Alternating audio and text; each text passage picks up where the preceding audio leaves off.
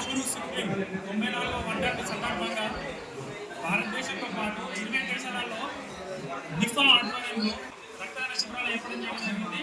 దీంట్లో ముఖ్య ఉద్దేశం ఏంటంటే మన భారతదేశంతో పాటు 28 రాష్ట్రాలు మరియు 6 కేంద్రపాలిత ప్రాంతాలలో మరి మన భారతదేశంలో ఉన్న 2400 జిల్లాలలో ఈ రక్తదాన శిబిరాలు ఏర్పాటు చేయడం జరిగింది.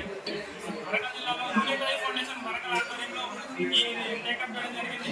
ఇప్పటివరకు మన ఎంజిఎంలో ఈరోజు రక్తదాన శిబిరంలో 100 మందికి పైగా రక్తదానాలు పాల్గొనడం జరిగింది.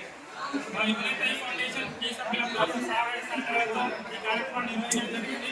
మేము చేసే కార్యక్రమాలు మెయిన్ ఏంటంటే ఎవరికైనా అత్యవసరంలో బ్లడ్ అవసరం ఉంటే రక్తదానం చేయడం, అదేవిధంగా ఫుడ్ డొనేషన్ ఇప్పుడు 390 ఈరోజు ఫుడ్ డొనేషన్ చేయడం జరిగింది. అదేవిధంగా తలసేమియా పిల్లల కోసం 65 రక్తదాన శిబిరాలు ఏర్పాటు చేయడం జరిగింది. మా ముఖ్య ఉద్దేశం ఏంటంటే ఎవరికైనా కూడా రక్తం దొరకకుండా ఇబ్బంది పడద్దు, వారికి మా వంతుగా రక్తదానం చేయాలనే ఉద్దేశంతో ఈ రక్తదాన శిబిరాలు ఏర్పాటు చేస్తున్నాం.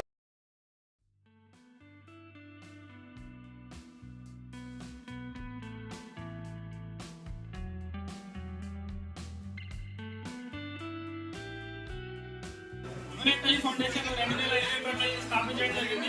ఈ ముఖ్య ఉద్దేశం తలసేమియా పిల్లల చిన్నారుల కోసం రక్తదాన శిబిరాలు ఏర్పాటు చేయడం, ఎవరికైనా నీటి పీపుల్ ఉంటే వాళ్ళకి ఆర్థికంగా సహాయ సహకారాలు అందించడం, అదేవిధంగా మరి ఆకలితో అలమటించే వారి కోసం అన్నదానం చేయడం ముఖ్య ఉద్దేశం. మెయిన్గా యూనిట్ లైఫ్ ఫౌండేషన్ ఇప్పుడు గత 5 సంవత్సరాల నుండి 25 రక్తదాన శిబిరాలు తలసేమియా చిన్నారుల కోసం ఏర్పాటు చేయడం జరిగింది. ఇప్పుడు మన ఎంజిఎంలో కూడా రక్తదాన శిబిరం ఈరోజు మార్చి ఏర్పాటు చేసి వారు 100 పైగా రక్తదానం చేయడం జరిగింది. అదేవిధంగా ఈరోజు పరికరాలు కూడా రక్తదాన శిబిరం ఉన్నది, అక్కడ కూడా రక్తదాన కార్యక్రమం జరుగుతుంది. అదేవిధంగా మార్చి 23వ తారీఖు కూడా మన ఆదివారం రోజున మన ఈరోజు భగత్ సింగ్ రాజగురు సుఖ్దేవ్ మన 94వ వర్ధంతి సందర్భంగా మన ఎంజిఎంలో కూడా రక్తదాన శిబిరం ఏర్పాటు చేయడం జరిగింది.